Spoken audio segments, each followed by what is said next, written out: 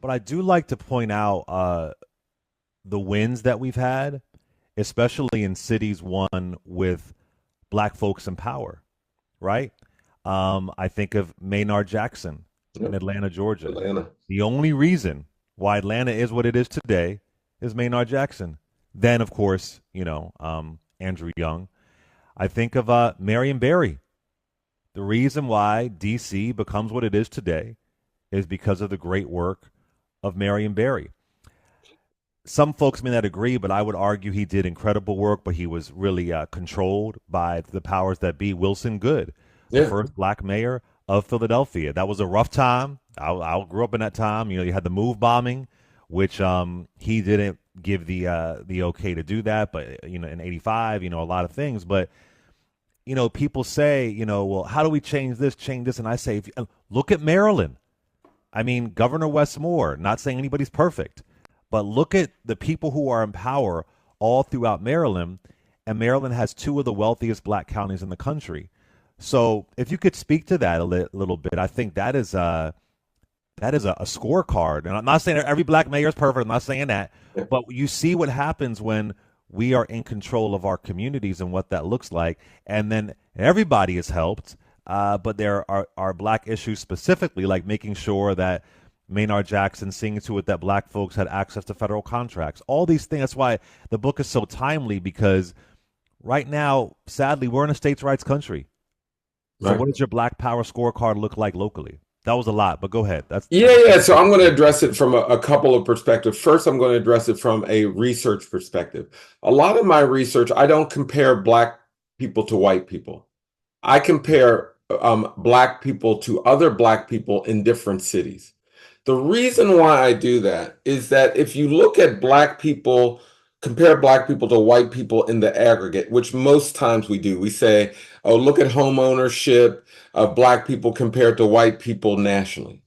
It really masks the progress and the differences of what's going on at the local level. There are dozens of places where home ownership is over 60%. I mean, in some cases, it's much higher. There are many places where incomes are higher than the national average, safety is strong, families are strong.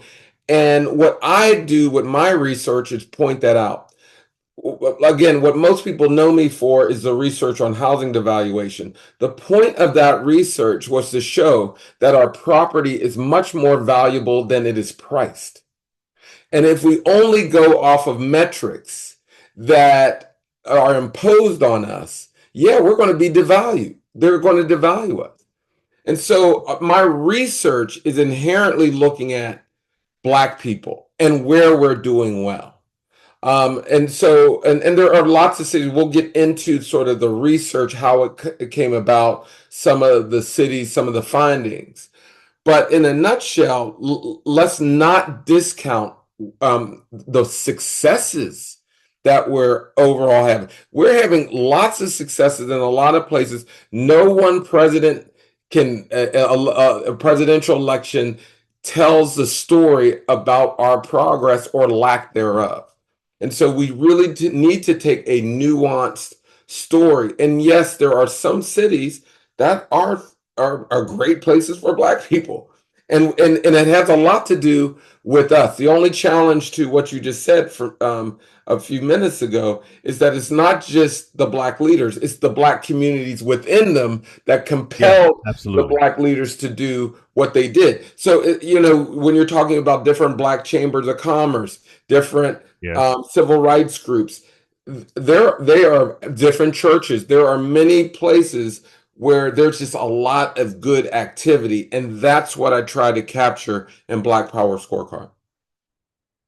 Yeah, and so when I hear people say we need another Black Wall Street, I sometimes say, well, I think we have it. Yeah, we do. Now, yeah, and also Black Wall Street, Tulsa, Oklahoma, Greenwood, the Greenwood district, they weren't in control politically, sadly. I mean, there was wealth there, but in many ways, I think we kind of have it. And if we look at the scorecard, because your scorecard goes beyond traditional metrics, right? Right. You're not just looking at unemployment, how much they're getting paid. You have some. You go beyond the. Explain the metrics that you look at. Yeah, so a lot of the ideas in terms of the research came about in the aftermath of the killing of George Floyd.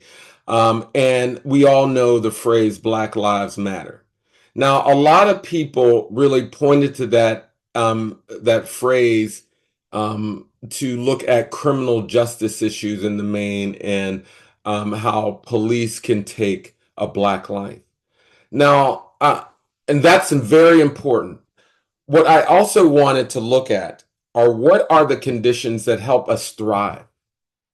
So what the research did was then really try to find what are the factors that are most important on Black thriving, not the conditions that lead to death. Black thriving. So what we did, we got all the databases we could find. It's a very what we would call a theoretical model. So I did not want to presume any factor in this. So we dumped everything from FBI data, census data, Fed Reserve wealth data, Facebook data, every kind of database we could find. We put it through this machine learning algorithm, and it's essentially lasso regression, and it comes up with the most important factors on a dependent variable, which is life expectancy. We came up with 13. We categorized them to say, hey, here are wealth factors, here are human social capital factors, here's the environment, and the like. And then we also look for places where Black people are living the longest. And you named some of the cities. If there's a Wakanda in the United States, it's the DMV, the District of Columbia, Mm-hmm. Maryland, Virginia. I mean, where people are living well into their 80s and home ownership is high. One of the negative correlates with life expectancy, we can talk about this later, with the share of children not living with their father. But there are lots of places where families are intact, and I'm not making a judgment on marriage, but there is a chapter on marriage that we can get into a little bit later. But some of the other positive correlates, no surprises here: income, education, both K-12 and post-secondary, business ownership. So the more business ownership that is in a place, you get higher life expectancy.